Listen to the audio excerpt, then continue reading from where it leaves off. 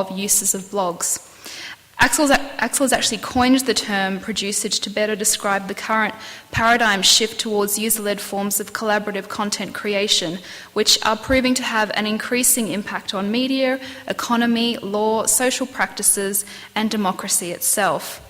Axel's research interests are obviously in producage, social media, blogging, social network mapping, citizen journalism, online communities, creative industries, and popular music studies. And he's published a variety of articles in these fields, and you can find them on his website, which is at snurb.info. Second from Mark here is Dr. Sean Rintel, who is a social communication technology researcher based at UQ. His primary research area is computer-mediated communication, or CMC, investigating how the affordances and constraints of communication technologies affect language, social action and culture. His topical interests range from relationships in CMC, presence awareness, error messages, lay technology advice, e-health and e-education. And Sean specialises in interactive communication technologies such as consumer-level video chat, message boards, blogs and microblogs, and text chat. And in between them is Dr. Nicholas Suzor, who's a researcher in intellectual property and technology law. His research interests focus on the emerging relations of power that are created and reinforced by networked technologies. Nick is a lecturer in the law school at QUT, where he teaches intellectual property, internet law, constitutional law, open content licensing, and jurisprudence in the law school's undergraduate and postgraduate programs. And he's published broadly in copyright and technology law issues, including graduated response schemes, parody and satire in copyright, legal issues associated with free software, and the legitimate governance of virtual communities. And our facilitator tonight at the end here is Mark Value.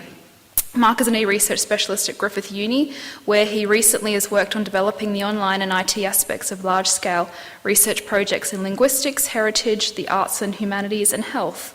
And he's previously worked on online e-communities, media and research projects at QUT for state government, the Independent Education Union, and he's been a media advisor for the former Queensland State Treasurer and former Minister for Education. So, tonight our speakers will discuss how and why this legislation came about and how it's actually intended to work.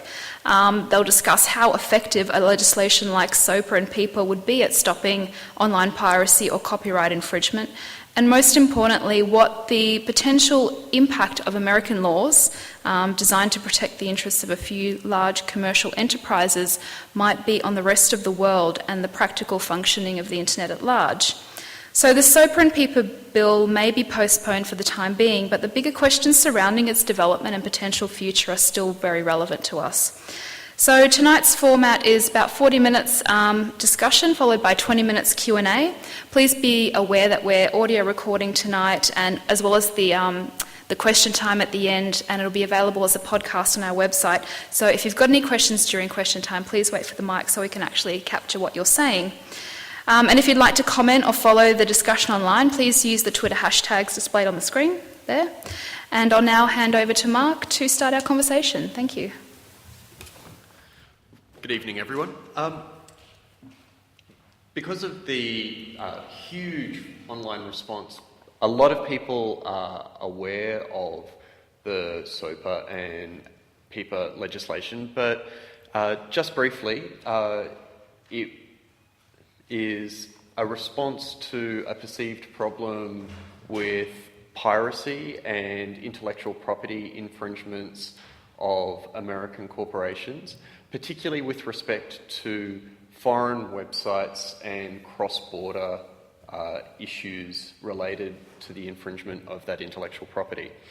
And it involved a variety of responses that included impacts on search engines, advertising networks, payment gateways, such as including everything from PayPal to Visa, and quite strong potential impacts on foreign websites and internet service providers.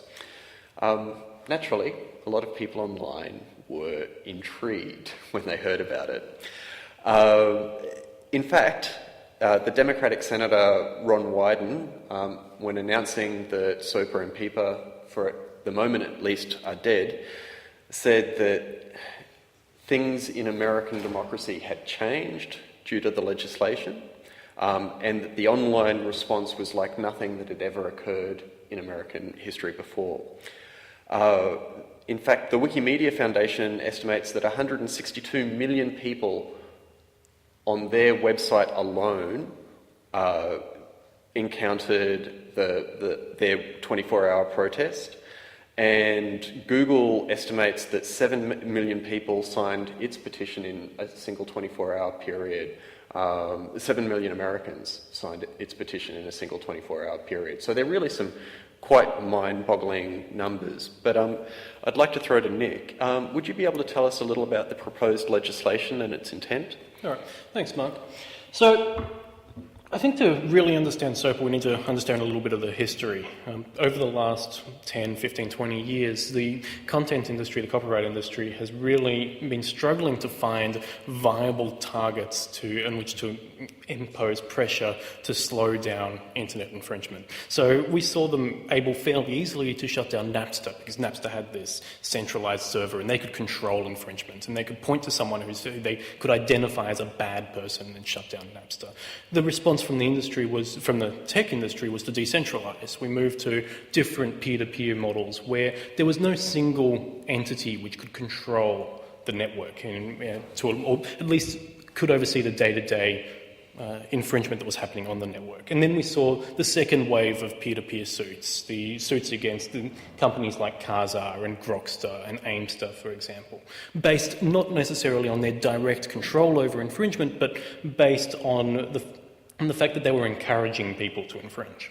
So again, the technology decentralized, and we're now at a stage where there's no one really left to sue who are directly involved in the infringement. So, for example, BitTorrent allows almost anyone to set up a tracker, an index site. The protocol is open, anyone can write a client, and you can find and share files without necessarily having a central person whom you can then pin liability on.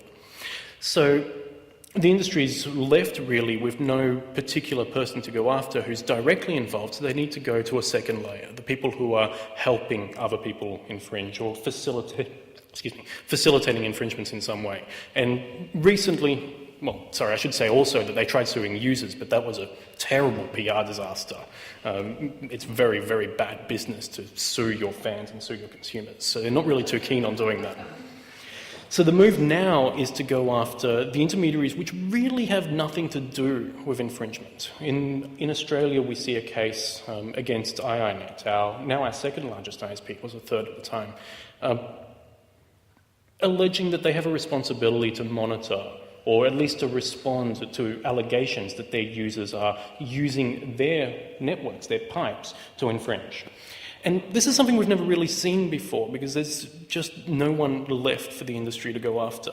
So they're trying to pin liability on ISPs like IINet. We've seen different moves in another level to introduce what's called 3 strikes regimes around the world, where people might be disconnected from their internet service provider after they've been served with 3 notices or 6 notices in the US of allegations of infringement. SOPA fits into that same strategy when we're looking for other intermediaries we can target. And SOPA particularly targets the DNS registrars. These are the people who are able to translate a site, for example, the piratebay.net, into the numerical IP address that is required for people to access the Pirate Bay from their network. So because that registrar is located in the US, they're able to exert some sort of pressure to essentially de-link the name from the internet address to stop, at least for a little while, people from accessing Pirate Bay. And the second big class of intermediaries we're going after here in SOPA is to go after the payment processors, people like Visa and MasterCard, and people who serve ads on sites like the Pirate Bay, in order to attempt to cut off the flow of money to these infringing websites to the extent they exist overseas. So SOPA attempts to provide a way for US copyright owners and for the US Attorney General to take an action against not the site, not the rogue websites as they call them, who are offering US copyright works online, but the other sites that are involved somewhere along those chains, the search engines that provide results if we're going to keep using Pirate Bay as an example, the search engines like Google and other places that provide links to the Pirate Bay, the advertisers who run ads and provide money to the Pirate Bay, people like Visa and MasterCard who are able to provide funds, and PayPal who provide funds to these rogue websites. So instead of going after the infringing website itself, or the website that facilitates access itself, because they're overseas, they're trying to go after whoever they can reach in the US who happens to be involved. And that's essentially the way that the bill is developed, out of a real desperation to find someone that they can pin liability and find a point of control where they can exercise, even though this is very, very much removed from the actual people who are doing the actual infringements. So, Axel, Sean, you're both heavily enmeshed in studies of how people use the internet and the capabilities of the technologies. Can you talk about people's response online to this legislation? How would you characterise it? Well, it's certainly galvanized opposition. I mean, that's been very obvious. And I think what's very significant about all of this is that really some of the big providers, the big names, got very directly involved as well. You know, there's been with previous actions with the cases where users have been sued, for example, by the music industry. Of course, there's been backlash as well, but it's never been so visible and so supported by some of the very major players, not necessarily commercially, but by the most visible websites online as well. I mean, Google had something on their website.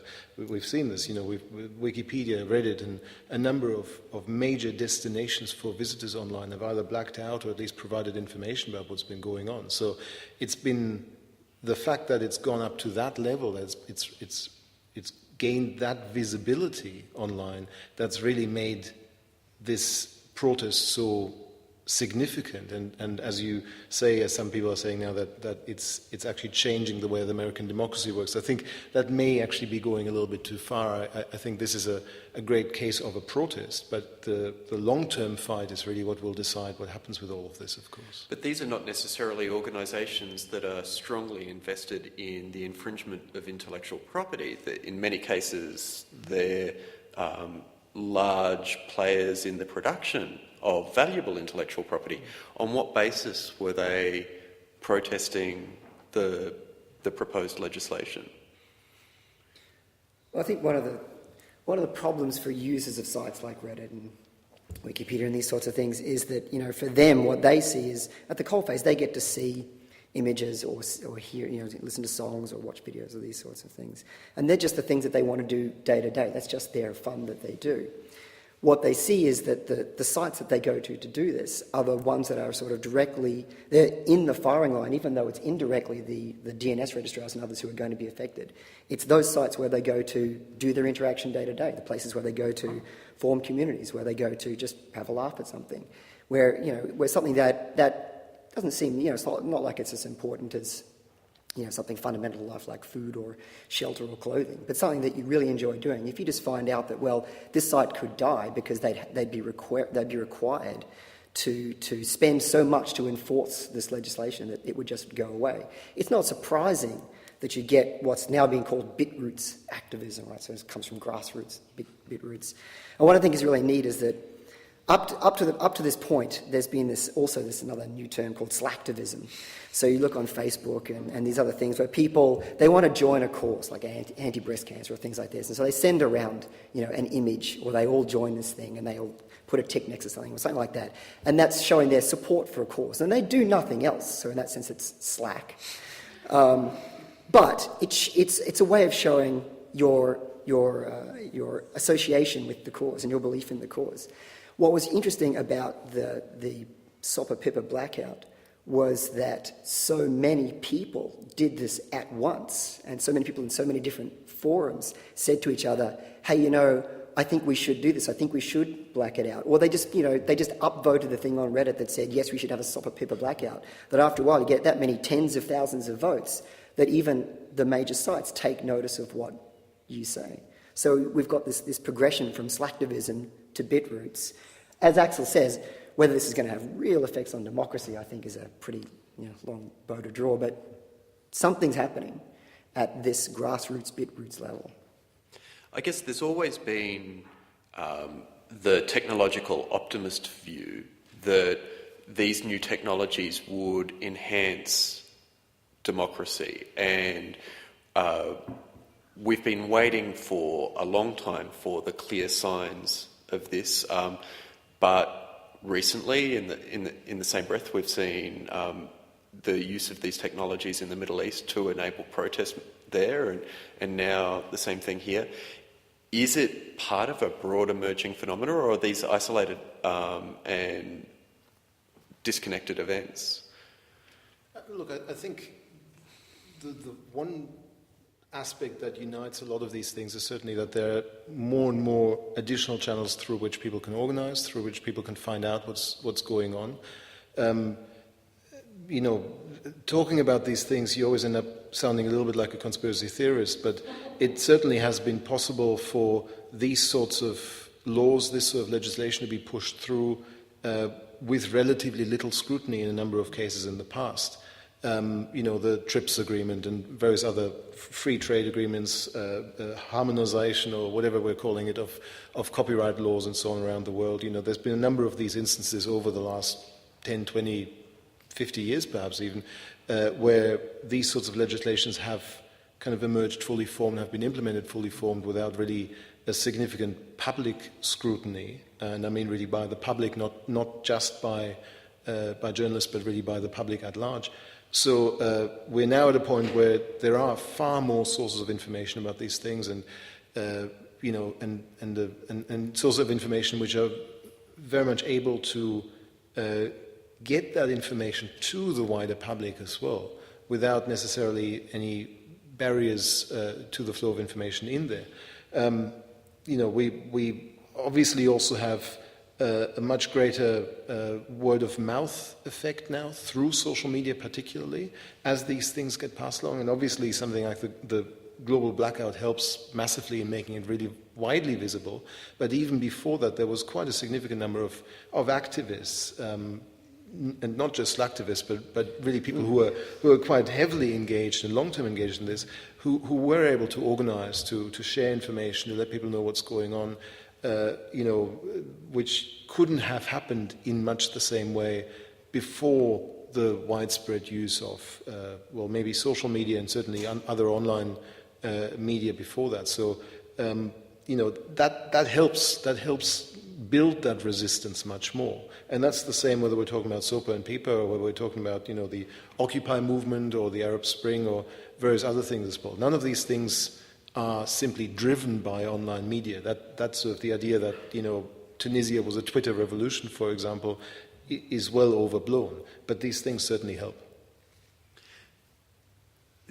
In some areas, people have compared SOPA and PIPA, particularly with the technical requirements in terms of DNS filtering, IP blacklists and things like that, to the strategies that have been used as part of the Great Firewall of China and other repressive regimes.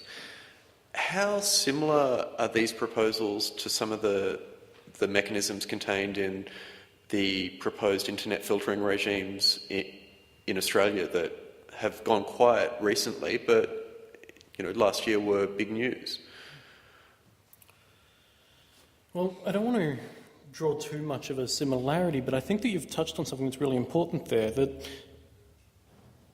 one, there is a very strong part of the reason that the reaction against SOPA was so strong was that essentially there were a bunch of tech communities who feel and care very, very strongly about the architecture of the internet, who care very strongly about the neutrality of the pipes and the services that run, allow us all to have this global communications network. And they're very, very protective and very defensive about attempts to insert centralized points of control, whether that is filtering, whether it's copyright measures to either filter for copyright content or to react to threats from copyright owners, whether it's free speech or other, content level filters. So in that sense, they are both related, and they're both related in the way that it's been able to galvanize the tech community into a fairly strong opposition. This is amazing from a copyright point of view. Copyright for the last 300 years has been something that's been negotiated between industry groups. It's been an incredibly arcane and boring area of law. Only relatively recently has it metamorphosized into an area of law that affects all of us in day-to-day communication. So it has developed to the same level as these other values that we care about, freedom of speech. And when we all get interested in filtering debates, it's about our ability to communicate. So when copyright laws start to impinge into that really private sphere of communication, that's when a lot of these people start getting upset. And that's why I think that it might not be a new way of doing democracy, but it's certainly a way to bring out politics into the public sphere, where typically it's been conducted in a very closed back rooms of Washington, exported around the world. Particularly recently, Axel noted the free trade agreements that we signed up to, the TRIPS agreements, embodied in the World Trade Organization agreements. All of these things have typically passed without any public interest.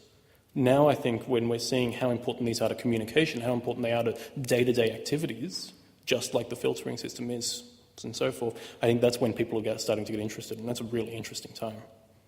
Just to jump on that, both Twitter and Google in the last few days have introduced new, what they're sort of like visible censorship regimes, whereby they say, we're going to censor per country, and per each country that we're in, we're going to censor stuff that country requires us to censor, so that we can continue to do business. But there's always going to be, twitter.com and google.com, where you could go to try and see the full stuff. And the interesting thing, especially about the Twitter version, is that they're going to make the censorship visible, which is the opposite of what a lot of people were worrying about with these censorship regimes, which is that you never know what's being censored. To make it visible that something's not there, to make the absence visible by blacking it out, by redacting it, right there on the screen, leads people to wonder, well, what is missing? Leads people to wonder, well, what if I did go to a different country and look at the tweets from there? Would I see a different version of the story? And so Twitter, at least, has been actually lauded by some of the activist groups for this particular version of sort of visible, transparent censorship, if that makes sense. And as part of that, they also explained the number of DMC takedown requests that they'd had over the last year, and it equated to something like 4,500 takedown requests, where various companies or individuals were unhappy with things that people were saying and tried to use those copyright provisions of the DMCA in order to have those tweets deleted, and in many cases they actually were. I guess each legal jurisdiction, as you pointed out, is its own ecosystem, and there are checks and balances within that ecosystem. What happens when so much of the internet is controlled in America and a US law percolates out through that system where there aren't necessarily the same checks and balances? In the US, there's constitutional protection for freedom of speech. We don't necessarily have those protections in Australia. What are we likely to experience in that sort of environment? Well, I think we've seen what happens in New Zealand a few weeks ago when the people from Megaupload were arrested there. So that's even without SOPA or PIPA or anything like that. That's just on the basis of existing US law. And I'm not certainly looking to defend the particular individuals that were arrested there, but a collateral effect of all of this has been that, of course, Megaupload as a site has now gone down, and the users who were quite legitimately using Megaupload to store large files now have lost complete access to their files, which is, in some cases, presumably quite a significant issue. Musicians who were sharing large recordings from their latest studio sessions with one another over the internet, people who were simply uploading large collections of data that they couldn't keep on their hard drives and so on. There apparently is now a group of users who are looking to try and sue the US Justice Department to get their data back, which is very unlikely to work. the providers that Megaupload actually sat on are quite likely, as some stories reported, to start deleting the data because the site's down and the site's not likely to go up again, so why keep the data in the first place? It just sits on a server somewhere and takes up space. So quite possibly they'll just quietly start deleting the data that isn't theirs in the first place and isn't Megaupload's either. So, these are the sort of collateral damages from these sorts of regimes, and no one outside of the US really has much recourse to any of that.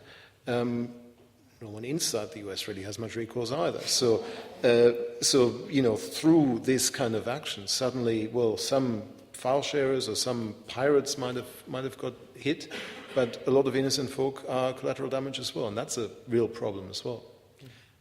And I guess this is also the great challenge of the user-generated content environment that we live in, where we're not necessarily talking about websites with small teams of paid content producers that are responsible for the vast bulk of the content.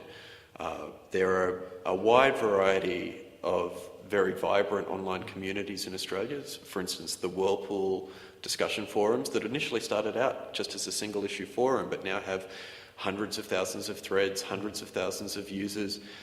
With the DNS filtering provisions, all of that could go away for the existence of a few links on a few pages. Is that an accurate characterization? It's really more of a function of the terrible way in which the legislation was drafted.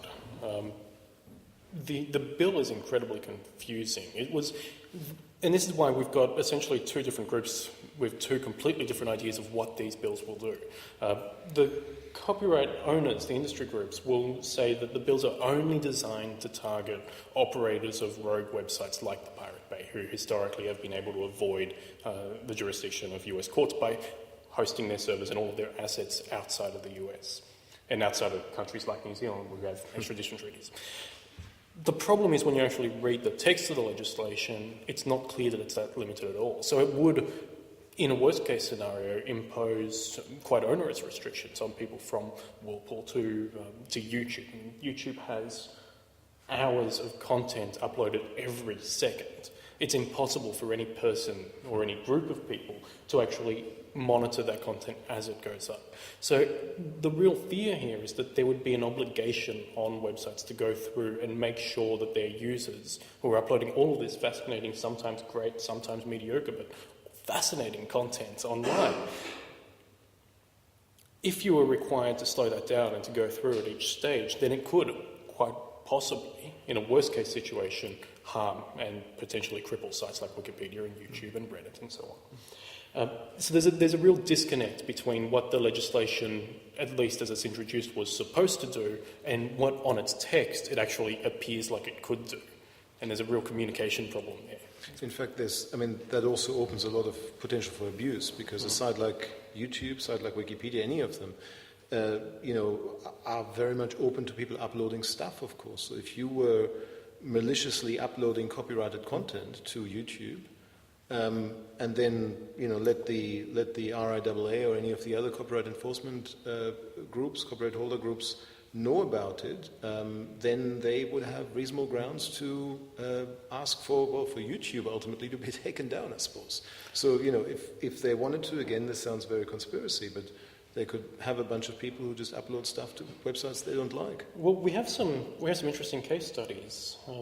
Not necessarily on that level of conspiracy, but there was a video sharing site called Veo, and they were sued by Universal Music Group and a few Movies Group and a few other movie studios, and they had a defence. They were abiding by the law, and they were responding to allegations of infringement and removing the content, and they were operating completely legally. But in the end, the legal costs of defending an action that turned out to be completely spurious bankrupted them. We see this, if you go to the Chilling Effects Clearinghouse, you can see exactly the rates at which the DMCA, the notice and takedown procedures, are actually being misused, not just to protect copyright, but to silence criticism, to attack competitors, and to actually have content removed that has nothing to do with copyright infringement. So we do have a very strong history over the last 10 years of these mechanisms being completely misused from their original purpose, even if that purpose was justifiable. One of the big problems with this is that when legislation is always drafted, for somebody, and it's really drafted for individuals. It's mostly drafted for corporations or for governments or these sorts of things. And so you get all these different treaties across countries, and also legislation in countries, which are sort of pushed by lobby groups to work for that lobby group, and maybe to work with the government and the lobby group, but rarely for individuals. So all, SOPA, PIPA, ACTA, TPP, you go through that and you can read ream after ream of stuff about how governments and corporations and parties who are interested are going to be able to sort out their copyright and IP stuff, and nothing for individuals, so that you don't get individuals' rights. What's interesting about that is if you look right back in copyright law, and Nick can probably tell us the true details of this, but the Statute of Anne provided for fair use, the Berne Convention on copyright provided for fair use and these sorts of things, and yet all the newer treaties, there's none of that. There's no individual rights for sharing. There's no updates of individual rights for fair use and things like that. So this is when it becomes a problem, because the boundary between what an individual is doing for individual purposes or small group purposes or sharing amongst their friends and family versus what a group is doing to try and maybe make money or to cause trouble, all these sorts of things. These are difficult to tease out. But because there are no individual rights in any of these legislation or treaties, people get trampled on. Users get trampled on. And do you feel that the legislation is a proportional response to the problem? Is the actual problem of intellectual property infringement such that it requires these dramatic measures? Well, there's two components to that. One, I don't think that the legislation will be particularly effective. Consensus seems to be that it's easy to avoid the DNS problems by using other DNS servers or even just using the numerical IP. Finance, it's easy to find processors who are not located in the US. It might be a temporary disruption. It might have some limited effect on so-called rogue websites, but I think that those rogue websites are going to flaunt copyright just as much before as they would after SOPA. So on the text, it has a lot of dangers and not a lot of clear benefits. But if I'm going to prognosticate, if we've learned anything over the last 12 years, 15 years, it's that increasingly harsh and increasingly complex copyright law is not going to solve this problem. What does reduce infringement is providing consumers with a fast, cheap, legitimate, efficient way to access content. And we've seen this time and time again, that the people who are providing content for people providing a reasonable service at a reasonable price are making money. So Apple's iTunes, for example, Steam, Valve Steam, all of these, Netflix, Spotify, all of these services that are providing consumers with what they actually want, rather than trying to entrench the distribution models from the last century, they're actually making a difference to infringement. Yeah, I think we need to actually get beyond the industry rhetoric and really ask if there is a piracy problem in the first place, and what extent, if there is one, it really has, because the music industry particularly, and other content industries as well, have a very long history of playing up the problem in order to delay the introduction of new technologies or to lock out competitors that they don't particularly like. The music industry is an industry that wanted to ban player pianos, for example, because they thought the sheet music industry would go down the drain.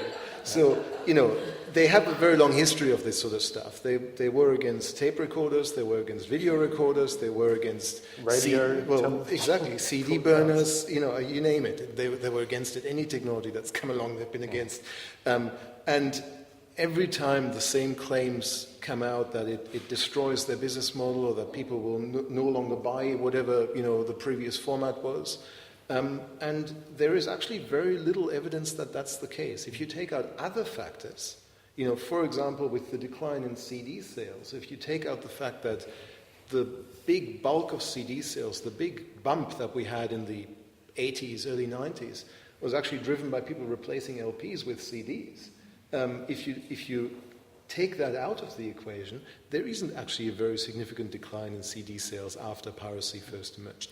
There is now, because people are moving to MP3 formats, of course, But at the same time, there isn't really a huge deal of evidence that piracy has much to do with any of that. So that's where it starts. I think we need to take a lot of the doublespeak out of all of this. I mean, copyright's a very good example. You know, originally copyright, as Sean said, was a right to copy, you know, within limits, under certain regulations and after a certain time. I mean, what, it was 14 years at first, I think, the duration of copyright. After that, things fell into public domain. So, you know, I know Rolling Stone's Brown Sugar would be owned by all of us by now. So, you know, we are now in a position where the meaning of copyright itself has changed so fundamentally away from what it was intended to do, which was to balance the rights of users and authors, and to give the authors a reasonable income from their work, but not lock the content away to them for eternity, which is what it looks like now. We have seen the introduction of terms like pirates and copyright theft and so on, none of which actually make much sense. These people who copy CDs or copy music are nothing at all like the Somalis out in the Gulf of Aden. There's no such thing as copyright theft, because if I take an MP3 from you, you still have it. So, you know, none of these terms actually make a huge deal of sense. And if anything, we need to think about what levels of intellectual property sharing ultimately we want to allow or want not to allow, as we balance the rights of the authors as the owners of that intellectual property and the rights of the users. I think that's actually where the discussion needs to move. But unfortunately, we seem to be still locked into these terms that actually no longer make much sense. I think that's really interesting, because I see these movements as really users and people who are fundamentally affected by copyright legislation as demanding a seat at the bargaining table, where historically they just haven't had that input. And I think it's becoming increasingly clear that copyright's facing a sort of legitimacy crisis, that the industry has failed really to convince consumers that they're getting a good deal, and it certainly doesn't seem to be providing a good deal for artists. I mean, the greatest majority of artists go well underpaid, and the copyright returns only go to a very small percentage of very, very successful artists. Mm-hmm. The only people who really seem to be benefiting from the system are the labels. And I think that that's where we're getting to now, that as people start to realise how much copyright affects their day-to-day life, that they want more of a say in the balance that copyright provides. Right. And there's a fascinating economic alternative to this copyright issue, which is if you look at the fashion industry. Copying is rife in the fashion industry. There's a great TED talk you can see on this. I forget the name of the speaker, but she demonstrates how the fashion industry is it's rife with people copying one another. That's indeed how it keeps on working, and designers get their influence from the streets, and then it gets designed, and then it goes through the fast fashion houses, and then eventually finds its way back on streets, etc., etc. And she shows that the trademark issue of fashion, which is that if you can put some sort of label on your thing to show that it's yours, that's what people are paying for. Your stamp of approval, the thing that shows other people, well, this is the kind of quality that I like to buy, right? But the actual designs themselves are not copyrightable or patentable, because they're considered, as bizarre as fashion is, they're considered designs, recipes, all these sorts of things are considered utilitarian. Clothing is utilitarian, food is utilitarian. So you can't copyright those things. You can trademark them, you can put your label on them, but you can't copyright them. And the fashion industry is doing a fine job of making plenty of money. And what's interesting also about it is that it really pushes along the pace at which development occurs. So the fashion industry is a fast industry. Things keep on changing all the time, because that's the only way that the content producers keep ahead of the copiers. But it works. It works really well. And just one other note, you said that 14 years was the original length of time for copyright material. The TPP, the Trans-Pacific, what's the second thing? Partnership. One of the provisions in there attempts to make now copyright 120 years. So they've expanded just a little. Well, look, in talking about democratising copyright, this may be a good opportunity to throw to the floor. Does anyone have any questions that they'd like to ask of the panel at this point?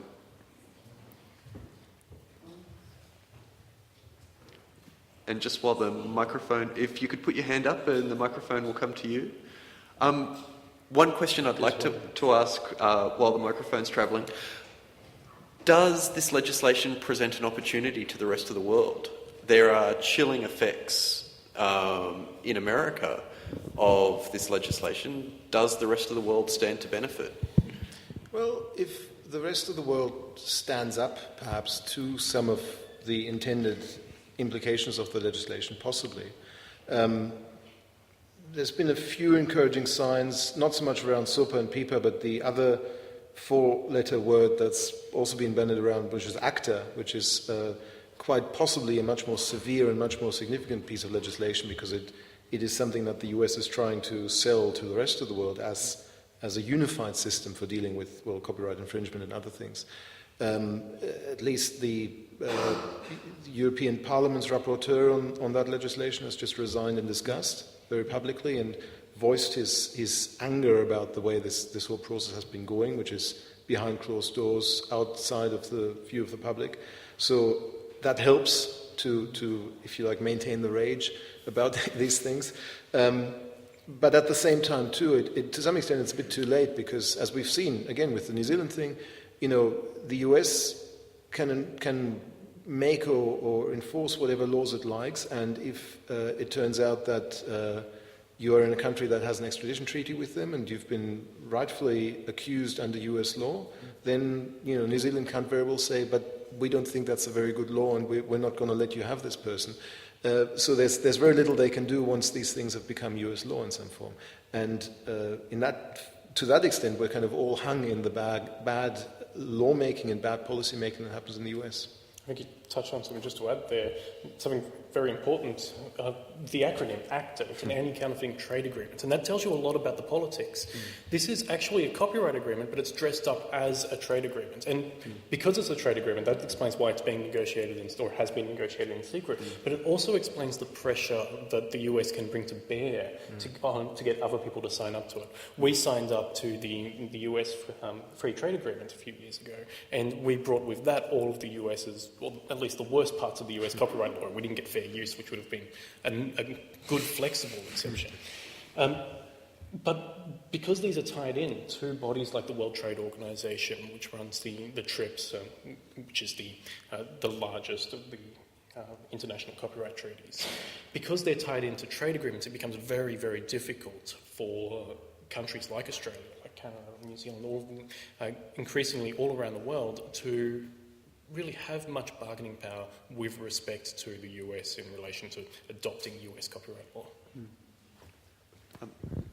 Yeah, I just wanted to know whether you thought the backlash to the proposed legislations was because internet users of today, who may or may not have seen the internet from not being in existence to being in existence, and their expectations of being able to get content for free. I'm a pirate, I love free content, and I don't know how you would legitimize that to kind of encourage me to spend $1 for a movie, whereas I could download a whole series in half an hour.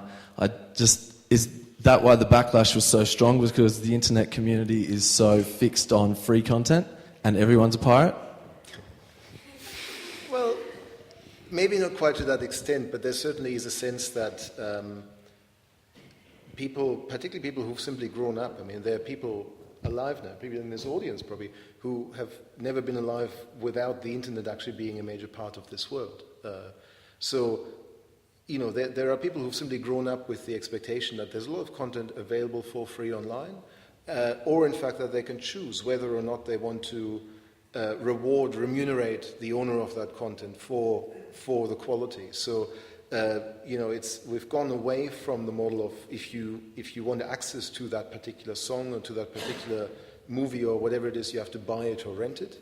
And we've gone more to a model which is sort of what Radiohead and others have tried, which is basically say, here it is, if you like it, give us money. So use then pay rather than pay then use. And, to some extent that for some people that certainly seems to work. I mean, Radiohead is not doing too badly, and a few others as well. I'm not sure that that's necessarily a universal answer to any of it, but we're certainly beyond the point where the strict pay then use model can can be reinforced again, can be reintroduced again, because people are just so used to the other way around. And there are many services that are now competing successfully with free. There are subscription radio services offering 13 million track back catalogues where the reduction in friction, the ease and breadth with which they make the material available is their selling point. Rather than saying, look, we're free, it's you can have whatever you want whenever you need it without having to trawl through sites and do everything else. And perhaps also you're actually doing this in a legitimate rather than an illegitimate way, which is also a factor. But there are a number of services that compete successfully with free. And ecosystems. I mean, look at Apple's ecosystem, right? It's got vertical and horizontal integration, you know, and now it's got iCloud, which is offering to not only sell you any new tunes you've got, but if you have tunes in your existing library, they will upgrade them to, you know, the highest possible high quality bitrate, far more than you could ever actually hear. If you buy into Apple, they're saying, then we'll make it easier for you to get everything you want and to legitimize all that, which is an interesting sort of extra step. They're legitimizing everything that's gone before. They're saying, if you're going to, you know, help us out and start paying now, we'll kind of legitimize what happened before. And that's an interesting move. It's a very interesting move. And I guess it's when the services become platforms that people can actually build whole new economies on, that we really start to see some of the most pernicious aspects of this legislation cast into a clear light. If we have an internet that is all about control, pinch points that can be turned off, and we so frustrate the ability to build these new platforms, we are potentially cutting off our nose to spite our face. Absolutely, and it's I mean, to some extent, again, it's been suggested that that's really part of the reason for this legislation, that ultimately it's about locking out, destroying the business models of potential competitors to the established movie and music industries. You know, at the moment, you know, if you were to set up a music sharing, a music listening site where, you know, you subscribe for a certain amount of money to listen to the tracks that are available there, pay your $10 a month or whatever, and that money gets distributed directly to the artists, of course, that locks out the labels. And that threat is very much on the wall and very much visible for them, of course. There's been a few sort of minor attempts to develop things like that, and there's certainly been a few artists who've basically bypassed labels altogether and just make their music available directly to the fans. In some cases that works quite well. So the collecting organizations, the labels, all the intermediary organizations that exist now, that they're the ones that have most to fear from new business models, particularly internet-enabled business models, because they're just not understanding these models particularly well, and they go just directly counter to what they've been doing in the past. So part of the attempt of this legislation, as people say, is also to try and at least delay, if not completely disable, the emergence of those sorts of business models. Sorry. Do you see any dangers in having a government-owned national broadband network infrastructure? And do you foresee any sort of conditions coming with the rollout of that infrastructure? And if you do, what would the implications, or what could they be?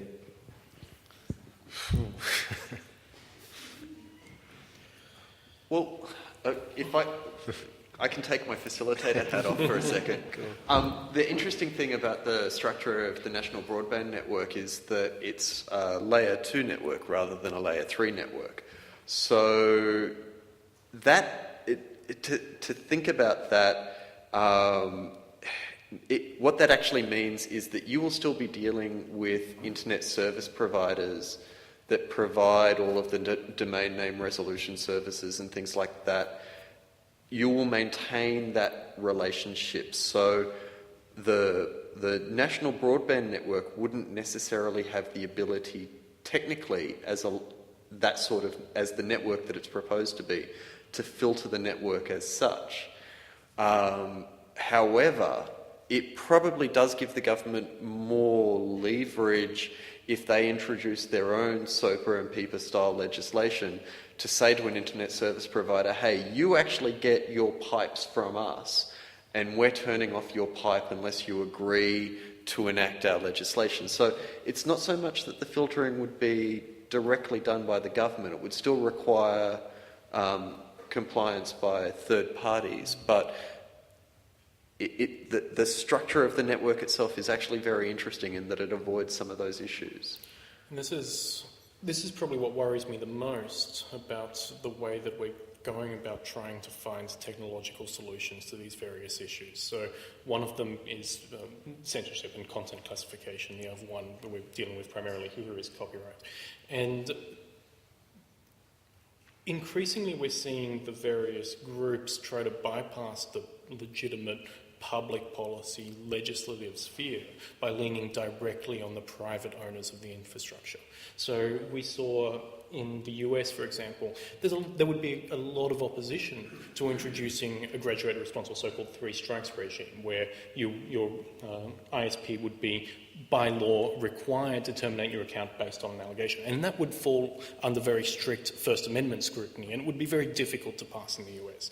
So what they've done instead is the copyright industry has approached the internet service providers directly and formed a private contractual agreement which implements a form of graduated response, which requires ISPs to do certain things when they receive allegations of infringement. We saw the same thing happen, a private regime happen in Ireland.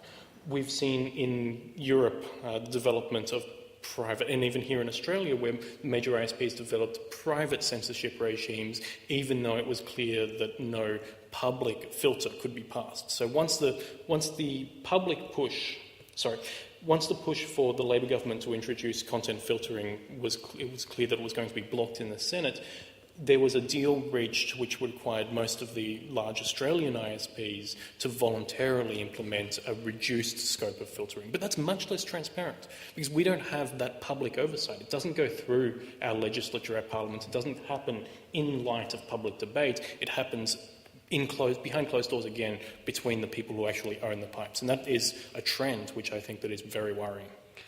And ironically, as people have trawled through the WikiLeaks cables, there's actually been some interesting telltale signs about the case against IINet, where there were the suggestion that it was being conducted on behalf of the MPAA in order to establish legal precedent in foreign territories in order to bolster their own copyright protection aspirations at home. So it's interesting in two ways. One, it's the behind the closed doors negotiations and the fact that our legal system was being used in order to support things going on in another jurisdiction. But also, we would never have found out about this without WikiLeaks, which is precisely the sort of organisation that would be targeted by this legislation. And again, the Trans-Pacific Partnership, there's a leaked version of the copyright part of that, or the IP part of that. And I was just looking at it today. It actually provides for, and I might have the language a bit wrong, and that would make it legally problematic, so don't hold me to this legally. But I believe that there is actually a section in there that allows the government or a third party to provide incentives to an ISP to go along with that kind of thing. There are provisions for that because they recognise that ISPs won't just go along with it. So there's actually provisions built into this Trans-Pacific Harmonisation Partnership to make that actually a viable legal thing to do. Do we have any more questions from the audience? I just have one, and I read it this week, and it was related to ACTA and the suggestion that there's a push in the UK to have Google rethink its algorithm for bringing up search results and filtering out sites which are deemed illegitimate. If you want a replica chair or something like that, sorry, you can't even get those hits anymore. What effect would putting limitations on results which search engines can display, what effect do you think that would have on the internet being a source of knowledge? one, and two, our democracy and our right to be able to see what's out there? Well, for one thing, it highlights just the importance that these sorts of algorithms actually have on our daily lives, in fact, and our ability to inform ourselves. Whether it's the Google search algorithms, whether it's something like Twitter's trending topics, there's been probably quite misunderstood, but certainly there's been some very strong criticism of Twitter for supposedly filtering anything related to the Occupy movement from its trending topics and so on. What any of these controversies show is just how much we rely on these sites, on these algorithms actually to tell us this is currently happening, this is big news, this is something you should be looking at. And of course, to that extent, our reliance on these things is maybe worrying, or certainly it certainly shows how much power we actually give to these corporations to inform us. Mind you, we've always given power to one or other corporation to inform us, I suppose, whether that's Google or News Corp or whatever. But that's a kind of a side note to this whole discussion, but it's a really important aspect of all of this as well. At the same time, though, too, there are so many different ways of searching for information on Google or elsewhere. There's so many other channels through which we can now find and circulate the information that we find. I'm not quite sure that just blocking, keywords from Google, like the Chinese government has been successfully attempted to do, is actually all that effective, because people will find other ways to describe the same thing. There'll be word of mouth of what certain terms really mean. I think in China, there's some very strange, words that sound like other words that are being used to describe, the Falun Gong or the Tibetan independence movement or whatever. So people search for that instead and are perfectly able to find the important information. So there are real limits to what this sort of basic filtering or tweaking of algorithms actually can achieve, I think. But I guess the bigger issue that these are now our new public spaces. Yeah. This is where people meet, this is where people work, this is where people exchange ideas. It's where we live. We live online as well as living here in the real world. And so, in a very real way, this legislation does shape our lived experience, which is why it's so important to engage with the issues. And I think that's really gets to the core of the issue for me, is that I don't believe that censorship in any form is necessarily wrong. What is really important is transparency. The ability of people to know what is being filtered, the ability of people to know how these algorithms are being generated, and whether they're being messed with by public authorities or messed with for commercial gain by the private organisation, they still have a very real impact on the way we live our life. And we have established over a very long time standards of legitimacy for what we expect of our physical government. We understand that we should have certain levels of due process, rights of appeal, abilities to know when we're being regulated, by whom, who's making the decisions, and ways to actually challenge those decisions. In the private spaces that are becoming increasingly necessary and central to our lives online, we don't have, and we haven't developed those mechanisms to be assured that the governance that we're actually exposed to day to day makes sense, is transparent, is accountable.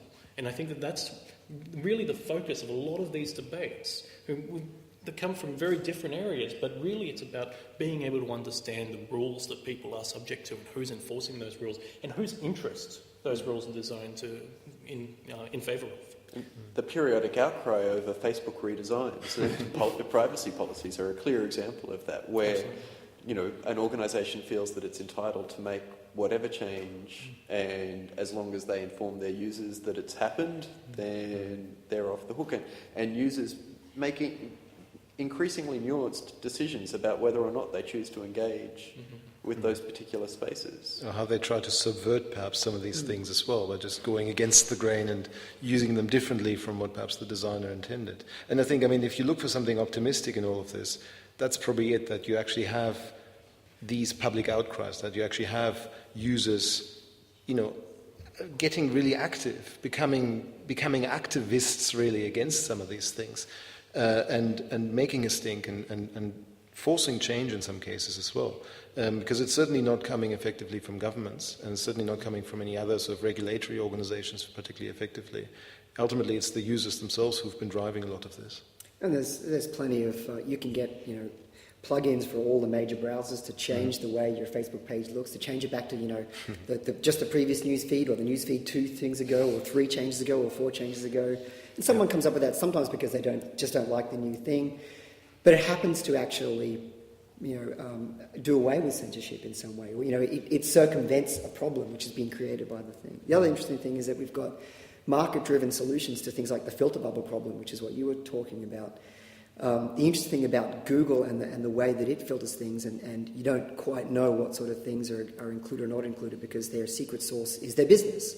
They can't and never will release their algorithm because that's their business. But they release hints about their algorithm through these various releases. On the other side, though, there's all the businesses that rely on Google, and so there's a whole business which sits in between Google and businesses called SEO, Search Engine Optimization. That group keeps a hawk-like view on exactly how to optimize business use on Google. And interestingly, it's that non-governmental market solution in this particular case which will work against Google's filter bubble and other search engines' filter bubbles, because the market is, demand more ways of getting just their product in front of just the people that they want. So, technology is used against technology, and groups with interests are working to subvert other groups with interests. The thing that's important is that you can't rely on government anymore. But what you can rely on is people's self-interest. Well, self-interested people, slacktivists, hacktivists, activists, we're all online, and the legislation affects us all. So it's great to have so many people here, and such a great panel. Thank you very much for your contribution this evening, everyone.